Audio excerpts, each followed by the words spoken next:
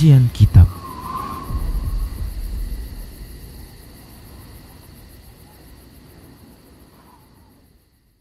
Bismillah, assalamualaikum warahmatullahi wabarakatuh. Innal hamdalillah nahmaduhu wa nasta'inuhu wa nastaghfiruh wa na'udzu billahi min shururi anfusina wa min sayyiati a'malina may yahdihillahu fala mudilla lahu wa may yudlilhu fala hadiyalah wa asyhadu an la ilaha illallah wahdahu la syarika lah wa asyhadu anna Muhammadan abduhu wa rasuluhu sallallahu alaihi wasallam. Qala Allah tabaraka wa ta'ala, ya ayyuhalladzina amanu taqullaha haqqa tuqatih wa la tamutunna illa wa antum muslimun. Ya ayyuhan nasu taqu rabbakumul ladzi khalaqakum min nafsin wahidah wa khalaqa minha zawjaha وبث منهما رجالا كثيرا ونساء واتقوا الله الذي تساءلون به والأرحام إن الله كان عليكم رقيبا يا أيها الذين آمنوا اتقوا الله وقولوا قولا سديدا يصلح لكم أعمالكم ويغفر لكم ذنوبكم ومن يطع الله ورسوله فقد فاز فوزا عظيما أما بعد فإن أصدق الحديث كتاب الله وخير الهدى هدى رسول الله صلى الله عليه وسلم وشر الأمور محدثاتها وكل محدثة بدعة وكل بدعة ضلالة وكل ضلالة في النار. Para pemirsa Rosyad TV dan para pendengar radio Medan Mengaji serta para pemirsa media-media sunnah yang terus serta menyiarkan kajian ini, alhamdulillah segala puji hanya untuk Allah, salawat dan salam tak lupa kita ucapkan untuk Rasulullah sallallahu alaihi wasallam.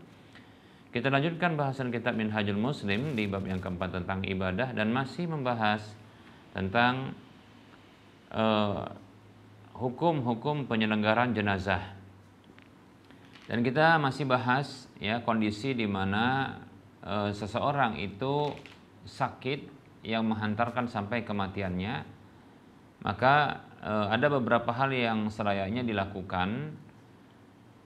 Di antaranya adalah menjauhi penggunaan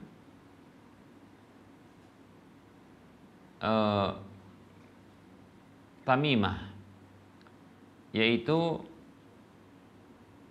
jimat-jimat, rajah-rajah.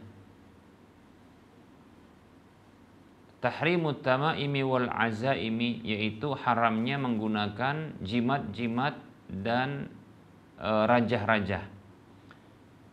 Baik ya, para hamba Allah rahimani wa rahmakumullah, jimat atau rajah adalah jimat adalah sesuatu yang digantungkan, ya, sesuatu yang digantungkan. Adapun rajah itu adalah tulisan-tulisan yang kemudian dia digantungkan pada sesuatu atau diletakkan pada sesuatu yang fungsinya adalah untuk menarik kemanfaatan dan keberuntungan atau menolak kemudaratan atau kesialan. Baik para hamba Allah rahimani wa rahmakumullah, di zaman dulu ya, jimat-jimat ini hanyalah terbatas pada apa yang digunakan oleh orang sakit ya, atau orang yang akan sakit, kekhawatirannya. Begitu juga pada anak kecil atau hewan-hewan ya. Dan itu pada umumnya adalah sesuatu yang digantungkan, dilingkarkan di tangan ya. Demikian begitu juga di leher, walaupun di leher hewan. Nah, seperti itu ya. Namun di zaman saat ini, sekarang ini, nah ini sudah berkembang. Karena setan-setan sudah pada berkolaborasi ya dengan setan-setan manusia, setan-setan jin ya sudah berkolaborasi dengan setan-setan manusia, sehingga ya ini berkembang dia ya, mengalami reformasi, kira-kira begitu ya. Sehingga ya kita dapatkan ternyata ini berlaku juga pada sesuatu yang dipajang. Sesuatu yang dipajang. Tulisan-tulisan yang dipajang. Ya. Bukan lagi dia digantung atau dilingkarkan di tangan, di pergelangan tangan, ya. Bukan lagi dia dilingkarkan di leher, tapi dia sudah digantung. Ya. Digantung, dipajang, nah seperti itu. Dipajang itu terkadang di rumah atau dia dipajang digantungkan di kendaraan. Ya, mobil. Ya, jadi gantungan. Ya, seperti itu. Nah, terkadang juga sekarang ini ya dia adalah bentuk pajangan tapi benda. Seperti itu. Apa contohnya? Ya kalau dia dipajang dalam bentuk dia di dinding, maka ini adalah seperti tulisan-tulisan ya raja-raja gitu, walaupun dari Al-Qur'an. Para ulama mereka berbeda pendapat tentang jimat yang berasal dari Al-Qur'an. Satu pendapat mengatakan la ba'sa bihi, tidak mengapa, pendapat yang lain mengatakan itu syirik. Nanti kita sebutkan dalil-dalilnya yang sifatnya umum, melarang jimat-jimat demikian. Ya. Bahkan para hamba Allah rahimani rahimakumullah, ini merupakan bentuk pelecehan terhadap Al-Qur'an. Karena Al-Qur'an ternyata dialihkan fungsinya kepada fungsi yang lain yang ini lebih rendah. Apa itu? Dijadikan sebagai pajangan-pajangan atau dijadikan sebagai ya jimat-jimat. Nah, ini penghinaan terhadap Al-Quran. Padahal Al-Quran itu diturunkan untuk dibaca, untuk dipahami maknanya, untuk diamalkan isi kandungannya, kemudian diajarkan kembali kepada sesama. Ya. Kalaupun seandainya Al-Quran itu, sebagaimana disebutkan dalam salah satu ayatnya, itu sebagai satu kesembuhan, ya kata Allah Subhanahu wa taala dalam surah Al-Isra ayat 82, Allah katakan a'udzu billahi minasyaitonir rajim wa nunazzilu minal qur'ani ma huwa syifaa'un wa rahmatul lil mu'minin wa la yazidul zalimina illa khasara. Dan tidaklah kami turunkan dan senantiasa kami turunkan dari Al-Qur'an itu apa saja yang dia merupakan kesembuhan dan sebagai rahmat bagi orang-orang beriman, dan tidaklah menambahkan Al-Quran itu kepada ya makhluk-makhluk yang zalim kecuali kerugian. Al-Quran sebagai salah satu upaya kesembuhan, itu pun caranya dibaca, karena Nabi SAW ketika sakit pun beliau tetap membaca yang disebut dengan ayat-ayat atau surat-surat al-mu'awwidzat, ya, itu ayat-ayat pelindung demikian. Itu Allah meminta perlindungan kepada Allah Subhanahu wa taala, tetap dibaca, bukan digantungkan. Baik para hamba Allah rahimani wa rahimakumullah. Ya. Nah, ini pendapat yang kuat bahwasanya ya menjadikan Al-Qur'an sebagai jimat-jimat itu selain kesyirikan dan dia merupakan bentuk pelecehan dan penghinaan terhadap Al-Qur'an. Ya. Jadi apa saja yang digantungkan sebagai jimat dan raja-raja itu adalah kesyirikan. Karena Nabi SAW bersabda, man 'allaqa tamimatan faqad asyraka. Hadis ini dikeluarkan oleh Imam Ahmad dalam musnadnya. Siapa saja menggantungkan jimat maka sungguh dia telah berbuat syirik. Ya, sudah kita sebutkan asal dari jimat itu dulu itu adalah digantungkan. Sekarang dia berevolusi, berinovasi, bereformasi. Ya. Jimat itu ada yang tidak digantungkan, bahkan ada yang dipendam, ya, di bawah kulit yang disebut dengan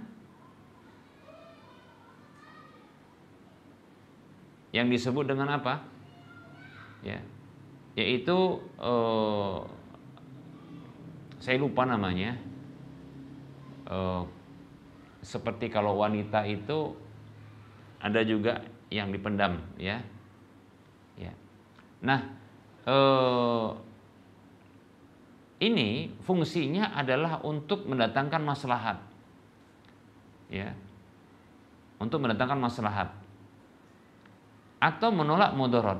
Jadi dia sama fungsinya dengan jimat, sehingga itu pun terhitung jimat. Seperti contohnya ya, jimat untuk pengasihan. Ya. Jimat untuk pengasihan. Ada jimat untuk mendatangkan kewibawaan. Ada jimat untuk mendatangkan kekebalan. Ya. Ada jimat untuk awet muda, menolak ya tua. Nah, seperti itu. Dan seterusnya. Baik para hamba Allah rahimani wa rahimakumullah. Nah, ini jimat para hamba Allah. Jadi ada yang dia dipendam di kulit manusia. Ya, ada yang di depan seperti ini, ada juga di pundak supaya kuat dia, ada yang di tangan, ada yang di kaki. Ya, kalau ini yang di kaki ini para pemain bola, nah, seperti itu agar kuat kakinya. Ya, saya lupa nama model jimat seperti ini. Ya, baik, berikutnya ada juga yang sifatnya dipajang, seperti orang-orang kafir non Islam. Ya, mereka menjadikan contoh ya guci ini sebagai apa? Sebagai jimat. Karena guci ini ya bentuknya gunci keramat, kira-kira begitu. Diyakini maka ini bisa mendatangkan maslahat atau menolak mudarat. Seperti contohnya guci keberuntungan, nah gitu. Ada berupa koin keberuntungan, mereka letakkan di dompet. Ini jadi jimat. Ya, nah seperti itu. Ini jadi jimat. Karena dianggap kalau punya ya koin ini maka dia akan beruntung. Alhamdulillah. Nah, ada terkadang ya berupa lembaran uang juga, uang yang kuno diletakkan juga di dompet supaya juga beruntung. Ada juga ya seperti contohnya adalah ikan lohan. Dulu mungkin tahu ya ikan lohan, ya, ikan koki atau ikan apa-apa ya, mungkin ikan hoki kali gitu ya. Nah, ini dijadikan sebagai jimat, di mana diyakini kalau ini dipelihara ya maka ini akan juga mendatangkan maslahat atau menolak mudarat. Memelihara burung juga demikian. Nah, seperti itu para hamba Allah rahimani wa rahimakumullah. Ya, ini dijadikan jimat. Ini sudah apa? Berkembang saat ini. Jimat itu sudah seperti itu para hamba Allah. Tidak lagi sifatnya digantungkan, ya. Dan tidak lagi dia letaknya di leher, di tangan, enggak mesti, ya. Dalam hadis yang lain Nabi Shallallahu Alaihi Wasallam dia bersabda, "Man 'allaqa tamimatan falamma atammallahu fala atammallahu lahu, wa man 'allaqa wada'atan fala wada'allahu lahu." Hadisnya dikeluarkan oleh Imam Al-Hakim. Beliau mengatakan sanadnya sahih. Nabi bersabda Shallallahu Alaihi Wasallam, siapa saja yang menggantungkan jimat maka Allah tidak akan menyempurnakan untuk dia urusannya. Jadi ada orang kan gantungkan jimat itu agar apa? Beruntung dia, sempurna dalam urusan bisnisnya. Nah, seperti itu. Ya. Allah nggak akan kasih ya kesempurnaan pada apa yang dimaksudkannya dengan menggantungkan jimat tersebut. Wa man 'allaqa wada'atan fala wada'allahu lahu. Nah, siapa saja yang menggantungkan wada'ah, sebenarnya mirip dengan jimat ini, ya. Maka Allah Subhanahu wa taala ya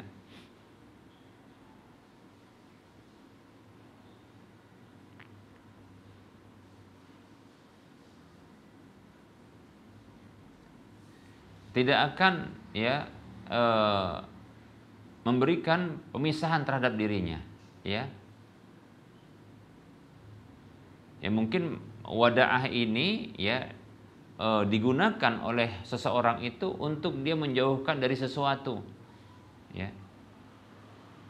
Kalau tamimah yaitu berupa jimat, ya, yang dia gunakan untuk mendatangkan sesuatu, untuk menyempurnakan, ya, satu urusan yang menurutnya itu baik, maka Allah tidak akan sempurnakan, ya.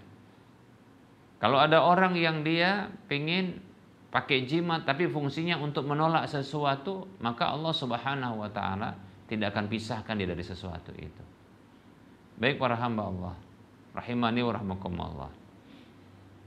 Nah, oleh karenanya jangan sampai ya kita menggunakannya, ya, jangan sampai kita menggunakannya karena nggak akan, ya, membawa kebaikan apapun bagi diri kita. Bahkan ada hadis berikut ini yang ternyata nggak beruntung orang seperti ini. Dalam hadis yang diriwayatkan oleh Imam Ibnu Majah dan yang sama kalau tidak salah ini diriwayatkan oleh Imam Ahmad juga kalau tidak salah, ya. Jadi hadisnya di satu hari Rasulullah SAW itu pernah melihat ada orang pakai, ya, gelang yang terbuat dari kuningan, gelang yang terbuat dari kuningan, ya.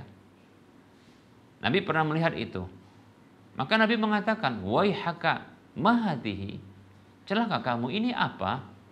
Qala, maka ia mengatakan, minal wahinah, ya, ini karena untuk menolak, ya, wahinah, yaitu penyakit yang akan melemahkan tubuhnya, ya. Qala, maka Nabi mengatakan sallallahu alaihi wasallam, inzi'ha fa innaha la taziduka illa wahnan wa innaka law mitta wa hiya 'alaika ma aflahta abada.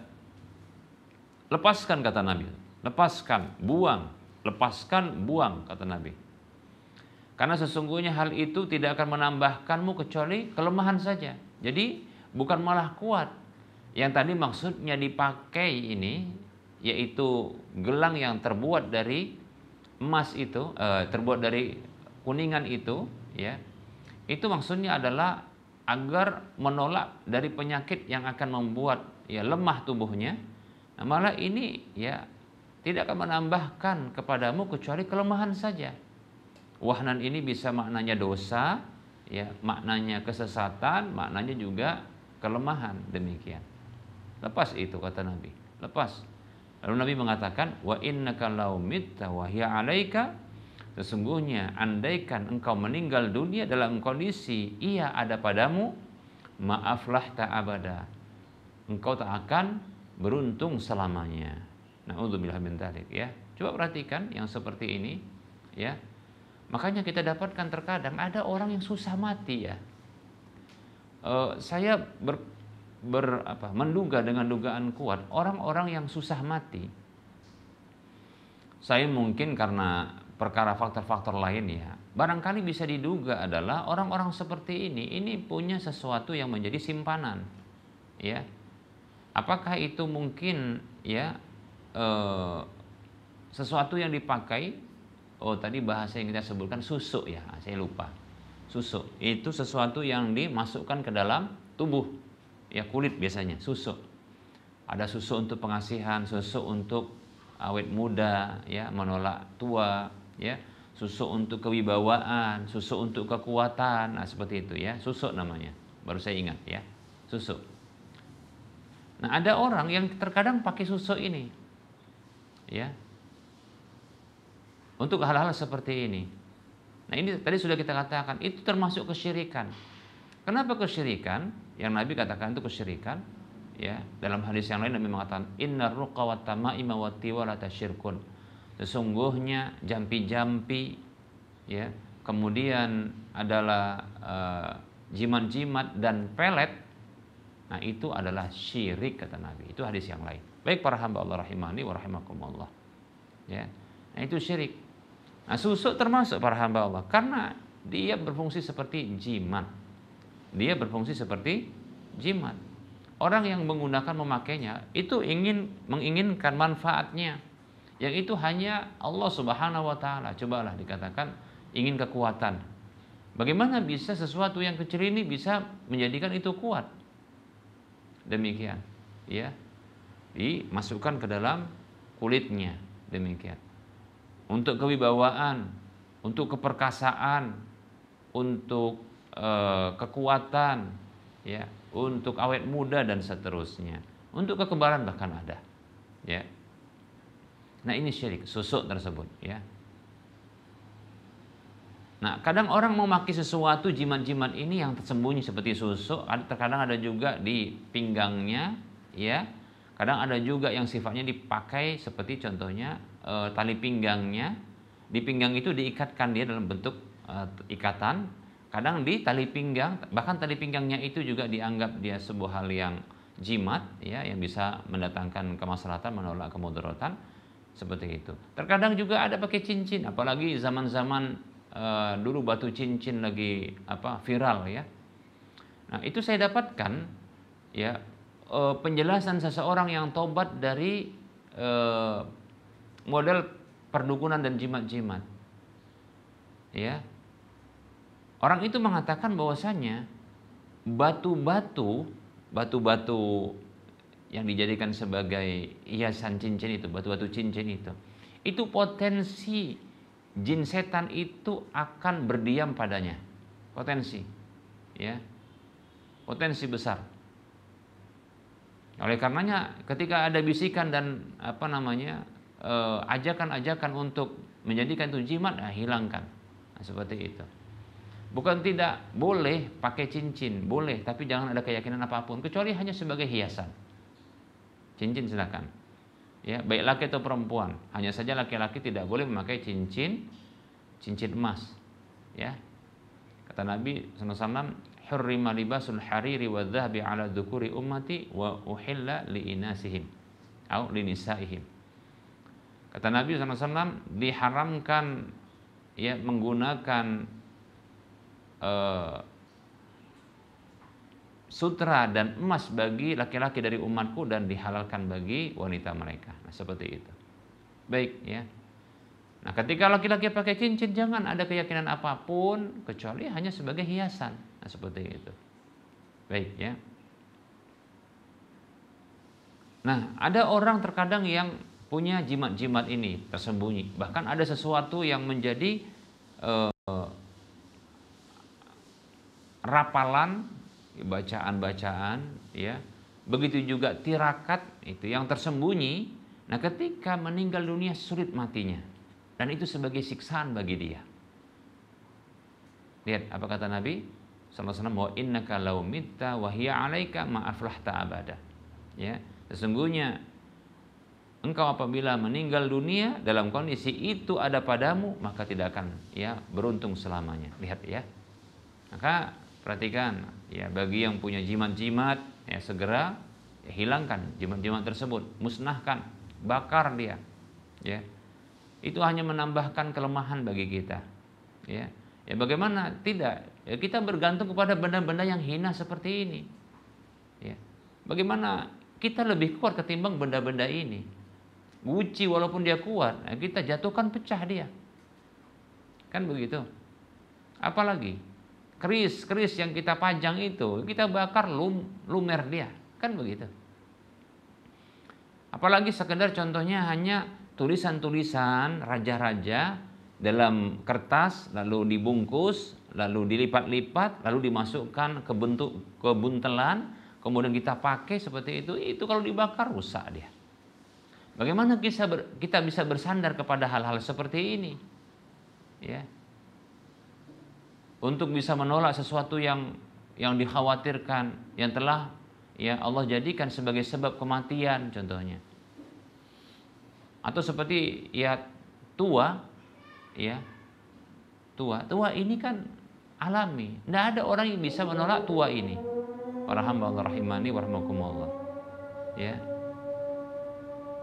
Ya, kalau mau gunakan bahan-bahan alami yang itu telah ada penelitiannya. Jangan jimat-jimat seperti ini. Baik para hamba Allah rahimani wa rahimakumullah, ya. Nah, ini kesyirikan. Nah, jangan sampai orang, ya, yang sakit itu gunakan seperti ini. Terkadang kita dapatkan sulit matinya. Dan itu ya banyak pengalaman orang tentang hal ini. Oleh karenanya ya bagi siapapun ya jauhkan jimat-jimat dan segala bentuk kesyirikan. Para hamba Allah rahimani wa rahmakumullah. Semoga Allah Subhanahu wa taala menjauhkan kita dari segala keburukan, di antaranya adalah kesyirikan. Baik para hamba Allah rahimani wa rahmakumullah. Nah, ini saja barangkali yang bisa kita sampaikan untuk ya materi kajian ya seperti ini. Insyaallah taala kita akan lanjutkan pada pertemuan-pertemuan yang akan datang insyaallah taala. Karena sudah masuk waktu sholat duhur untuk wilayah Medan dan sekitarnya, dan itu sudah kita dengarkan azan ya. Sudah terdengar azan, oleh karenanya kita cukupkan saja. Dan sebelum kita akhir perjumpaan kita, seperti biasa kita berikan motivasi untuk berdonasi. Ayo kita berdonasi untuk menyelesaikan pembangunan Masjid Al-Muwahhidin yang insya Allah ta'ala siapa saja berinfak untuk bangun masjid maka akan Allah ganjar, Allah balas dengan satu rumah di surga. Pahala minimal dari apa yang diinfakkan maka itu 700 kali lipatnya, dan ini akan terus mengalir karena Masjid Al-Muwahhidin ini sudah dimanfaatkan untuk sholat 5 waktu dan kajian-kajian. Semoga kita termotivasi. Silakan transfer ke nomor rekening Bank Syariah Indonesia di nomor 712 silakan transfer ke nomor rekening Bank Syariah Indonesia di nomor 71274855555 atas nama Yayasan Lajnah Dakwah Medan kode Bank 451. Semoga bermanfaat. Mohon maaf atas segala kekurangan. Kita ketemu lagi di lain kesempatan. Wassalamualaikum warahmatullahi wabarakatuh wa ala alihi wa ashabihi ajma'in. Subhanakallahumma wa bihamdika asyhadu an la ilaha illa anta astaghfiruka wa atubu ilaika walhamdulillahi rabbil alamin. Wassalamualaikum warahmatullahi wabarakatuh.